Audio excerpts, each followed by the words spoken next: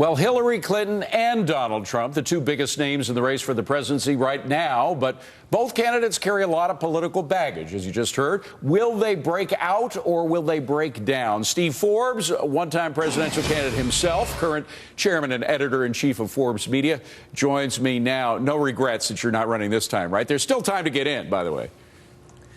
No, I'm an agitator. That's my role now. Let's talk about another agitator, and that is Donald Trump. He is really stirring the pot.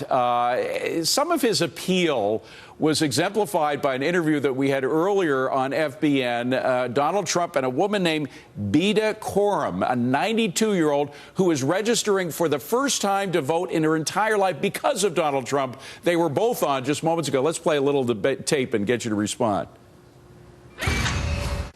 Like an educated man, he stands up and speaks out, and he means what he says. She sounds so smart. If she were running for office, I would be voting for her too, Trish. She would get it done. You know, the politicians, they don't get anything done. Now, to a lot of Americans, Steve, not only is he the embodiment of the American dream, but he's there to defend the middle class as well, even though he's never been middle class. What say you about his appeal?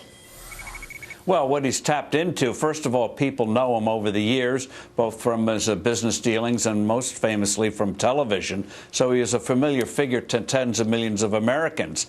And coming in at a time as a true outsider, at a time when people are very angry, very worried about the future of this country, who are contemptuous of our political system, he's tapped into it even more than a couple of left-wing Democrats have done on the other side. But is There's a lot Steve, of discontent out forgive there. me, is the GOP discontented with him? There are a lot of people that say that even more than the Democrats, the GOP establishment is afraid that Donald Trump might actually win the nomination.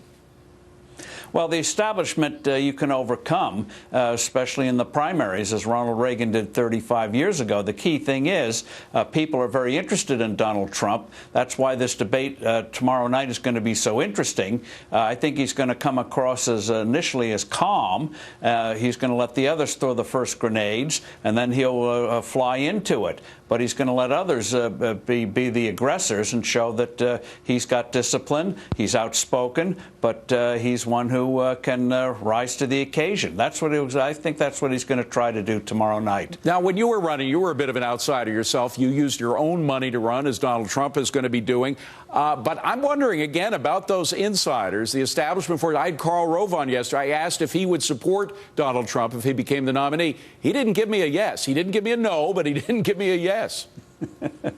Well, I think this is where there are a lot of doubts out there. He's got a lot of support. There's a lot of interest. Even those who are supporting him want to see more of him in the months ahead. And those who are saying no way, I think he's got a job ahead to say, hey, I may not be your first choice, but I'm a viable one. Yeah. So he's got his work cut out for him, but he's certainly shaken things up because he's tapped into this discontent about where the country's at. Absolutely. In a way that no one else has. He sure has. Now let's talk briefly about Hillary, if we can.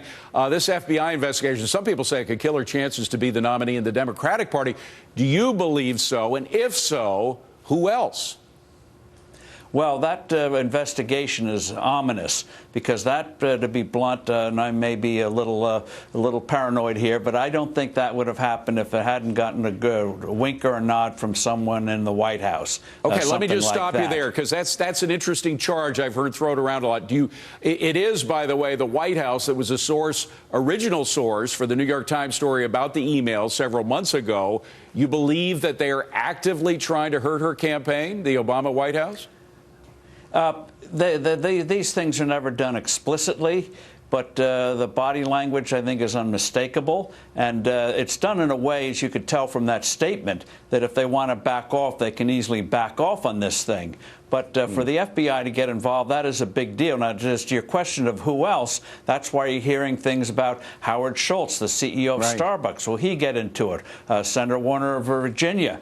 John Kerry is looking in the mirror and saying, I tried it 12 years ago. Why not? I came close to it the first time. Yeah. And maybe Elizabeth Warren is reconsidering. And I got another one for our buddy Neil Cavuto suggested that, in fact, Al Gore might be getting into the race. Have you heard that one?